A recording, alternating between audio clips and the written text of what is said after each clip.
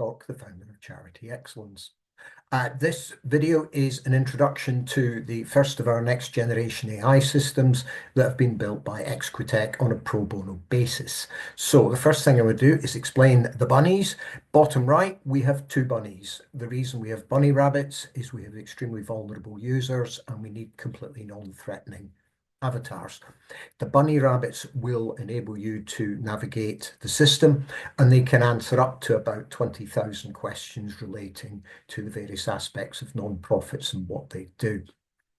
Mini-Me, who is the one on the website, also helps individuals finding food, finding grants. It connects them with all sorts of charities to enable them to protect themselves and to find support.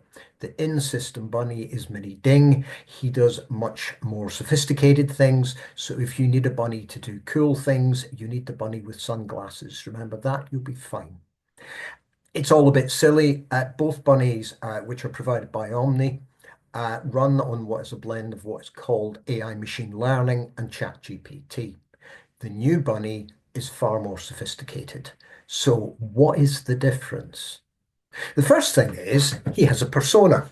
We have to tell him what he does. And so he knows that he is Mini Ding, the charity AI bunny. He knows all about the fabulous charities. He knows that it is his job to help you to find funding and to help you to secure that funding. And he knows that you don't really understand him and that many of you don't really understand corporate fundraising and agreements and things. So we've taught him how to do all of that. And he knows that it's his job to make sure that he helps you. So I asked him what he thought about his new role. Yes, I really did.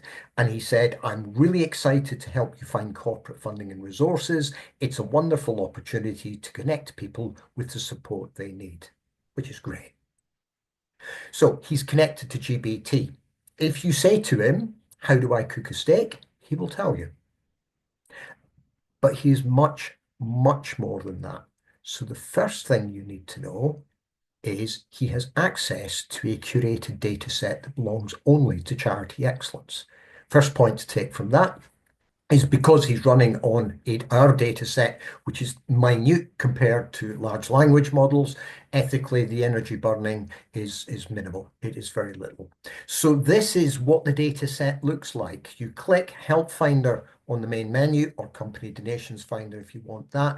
And this is what the data set comprises. So when you talk to him, this is what he can look at. This is what he's using. But he's using more than that. We've also trained him as a corporate fundraiser. And he has got access to all sorts of materials. So you can ask him questions and he can give you advice and he can draft funding bids. He can review them. He can draft other documents as well. And that's basically what he does. So the first thing you have to do is register if you haven't. Everything on the system is completely free. And then you log in. And here is Mini Ding with his sunglasses. So you click his button. Funding bid. He will ask you 17 questions. He will write a funding bid for you. If you don't know how to do fundraising, if you've no idea what should be in a funding bid, use this one. It's quite mechanical, but he will hop off, he will write it, he will write a decent funding bid. We reckon he's helped people with about 20,000 plus funding bids since we launched him. And the best one I've heard is the Village Hall, where he managed to secure more than 20,000 for them. So it's got its place. He can also write prompts. If you click this button and tell him what policy you want, he will download all sorts of policies. Our policies are AI ready. And then there's this button, Help Finder AI. This is his new capability. So what we do is we open him up. Salam alaikum Mini Ding. And we ask him a question. Arabic, for those of you who are not acquainted with it. What we have actually asked him to do is to go and find companies in London. And there we go. He's rushed off and helped us. And what he's come up with is a whole series of companies in London. So Royal London, Camden Giving, etc., etc., etc. Now, you can't rely on ChatGPT, but he's different. he is going to a curated data set and he's been given quite specific instructions. So if you click the new Hands On London website, he will take you through. Hands On London are not a company. It's a great new website, well worth a visit. Um, he struggles a bit telling the difference between companies and charities because we've got both. We promote charities that support other charities. So the system, and he will actually be able to find you help, like fundraising support. Ask him for fundraising support. He'll go and find people to help you. If you're happy with that, you can go away. You just click email answer and he will send you a copy and you can get on and do that, which is good. So the next thing I can do is find me health charities in London. He is actually very forgiving of spelling mistakes. So to be honest, by and large, you don't have to worry too much. Oh, and in terms of languages, he's managed Arabic, so shukran, but he hasn't cracked South Asia yet, so I'm afraid he can't yet do Gujarati or Punjabi or languages like that. We're doing our best. Now, here is the first thing we've got in terms of a limitation, is he's got mistaken. He thinks we're asking him for health charities in London. He's got a bit confused. So what you do is you click Finish, Help Finder AI, and you put Find Me Health Companies that Support Health Charities.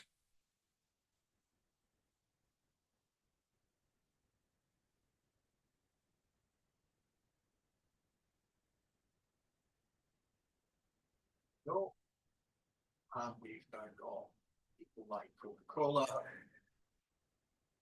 3i, and he'll explain where they are and what they do, and he'll give you a link, and he'll also give you hints. This is what you need to look for. So he's saying, okay, well, you've looked for health charities, but what you could do is you could look for geographical charities, or you could look for types of support, such as match funding or give as you earn. He will answer the question you ask him. So if you say to him, find me companies that support charities, he may well find you ones in New York because he's a global database. If you say to him, I need help with a raffle prize, he might get a bit confused. What do you actually want? Do you want advice? Do you want to know how to run a raffle prize? Do you want me to find raffle prizes for you? And that's fine. But you can then say, find me raffle prizes. He'll go and do that. If you say, find me raffle prizes in Gloucester, he may struggle a bit because there probably aren't that many companies in Gloucester do raffle prizes. But if you say raffle prizes UK wide, he'll be fine. So he's gone and found his health charities. You could ask for cancer charities or breast cancer charities. Now, we've only got about 3 of those. But what he will do is he will then see what else he might be able to find you to help you. So he will probably come up with things like Defiant Beauty, who actually support broader cancer charities. So he's going, well, I've only got 3 for you that are really that specific, but here are some other ones. And he can read things in a quite clever way. So when I asked, if you go into Help Finder and you ask Help Finder for venues in London, Help Finder's got about 65. I asked him for venues in North London, and he did it. So he was reading things like, oh, that's Enfield, that's North London, that's N7, that's North London. He was happy with that. I asked him one about the Lothians. He came up with Edinburgh, which confused me slightly. He is right. Edinburgh is in the Lothians. There is nothing in his data set that tells him that, so I'm not entirely sure how he did it. So let's move on because he does more than that. Funding bids. Everybody likes a nice funding bid. As I said, if you don't know how to do funding bids at all, start using the funding bid button. But you can say to him, what should I include in a funding bid to get me the best chances of securing income? And he's working away, so I'll go and get the next one, which is instructions for him. Forgive me. And here are the kind of things that you should put into your funding bid. And here it references back to source documentation. So if you want the real nitty-gritty stuff, you click one of those links and he'll take you through to that. But what we actually want is, would you please write me a funding bid for the Happy Bunny Rescue that needs 20,000 from Waitrose to buy some organic carrots for the bunnies. And off you'll go.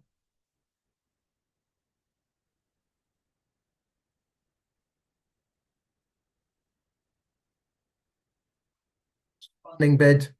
This is what we'd like. Thank you very much. And then he's come up with various companies that you could approach. I didn't ask him to do that, to be honest.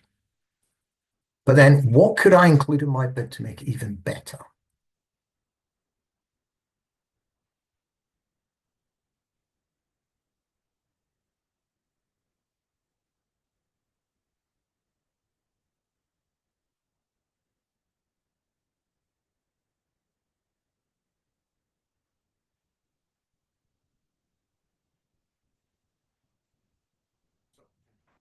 Companies, blah, blah, blah, blah, blah, blah, blah.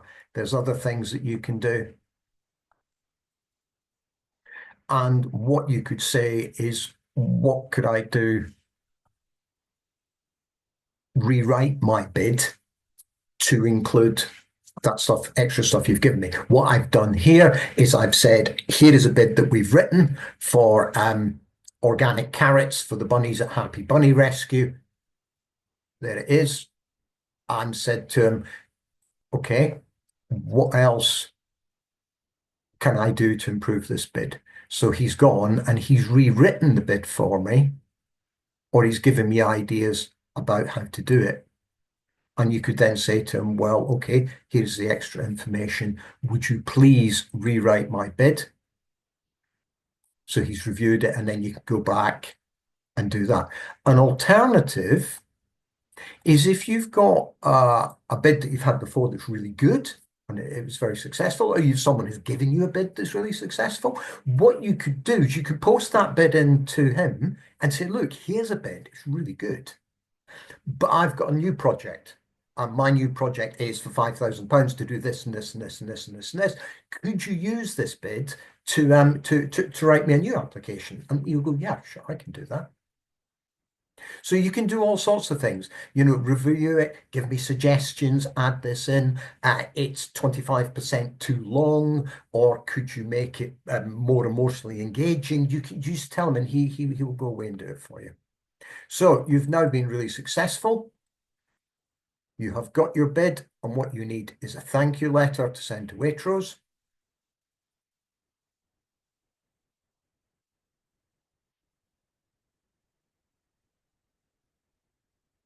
And he has gone and drafted you a thank you letter. But you've been even more successful, and they have got an agreement. They're going to fund you with for 12 months. They're going to provide lots of carrots and stuff, and you're going to go and have Happy Bunny events. Now, having an agreement with a corporate is always, always, always a good idea. It avoids mistakes and things. It is also a requirement by the fundraising regulator. Now, here is your agreement. Entire agreement, blah, blah, blah, blah, blah. So he's done that. Based on what you've given him, that's not necessarily what the fundraising regulator would want, though, is it? So what else should I include? Sorry, my spelling's atrocious. Include in my company agreement. So, what did I miss when I told you about what we were going to do? So he's added in extra things already, but have we missed anything? That's a good question.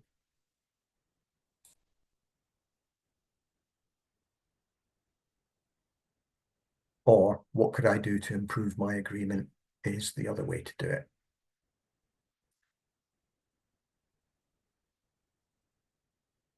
And here he's gone. Here's a whole series of ideas. And he's giving you links through to what I'm actually doing. So we can go through. Here's fundraising, how to get donations from companies, advice about what you can say, what they can do, what they can offer, blah, blah, blah, blah. Here is a little checklist of all the kind of things that you might need in your agreement. There's tax. And here is the regulatory guidance. Now, what we're doing is creating a stepping stone. Having an agreement is a really good idea. It's a requirement of the regulator as well. The bunny will write it for you. But this is AI. We're not lawyers, we're not accountants, we're not regulators. So you really need to check this. So if it's just a little agreement with local, it's fine, that's great. But ask the bunny and it will take you back to the source guidance by me. And what I've done is summarize the regulatory guidance and turned it into plain English. Because the guidance from the regulator has to be absolutely precise, it has to be comprehensive, it tends to veer into legalese because that's the nature of the beast. I turn that into plain English and you can read this. But I don't necessarily include absolutely everything. So solicitation statements, the bunny will write those for you. But there are slightly, is one little bit different if you're a Scottish charity. And to be honest, I haven't covered that. So here's professional fundraisers. This is the fundraising regulator's website. And there is everything. And if you go to the solicitation statements at the bottom, it will tell you about what you need to do for Scottish charities. So that is a crash course introduction to the bunny. The bunny is not there yet. We are releasing him for open user testing. We're letting everybody come in. I would love to know what might not be working or what we could do better for you. You will find my email at the bottom left of every single Charity Excellence webpage. And I hope that the bunny is really useful to you. And I hope you get your hands on lots of lovely funding. Thank you very much for listening to me.